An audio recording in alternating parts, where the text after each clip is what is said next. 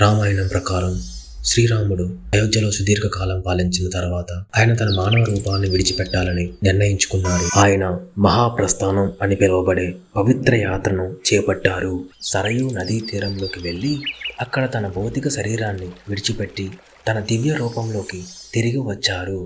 మరి శ్రీరాముడు ఇప్పుడు ఎక్కడ ఉన్నారు? హైందవ విశ్వాసం ప్రకారం శ్రీరాముడు విష్ణువు యొక్క అవతారం. ఆయన తన మానవ అవతార కర్తవ్యం పూర్తయిన తర్వాత తిరిగి తన దివ్య నివాసమైన వైకుంఠానికి చేరుకున్నారు. అందుకే ఆయన ఎక్కడో లేరు, ప్రతి జీవిలో ప్రతి అణువులో నిక్షిప్తమై ఉన్నారు. ఆయన కేవలం ఒక చారిత్రక వ్యక్తి కాదు. సనాతన ధర్మం ప్రకారం ఆయన సత్యం,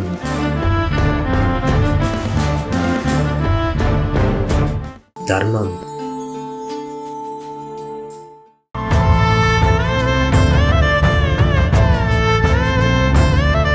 ప్రేమలకు ప్రతీకగా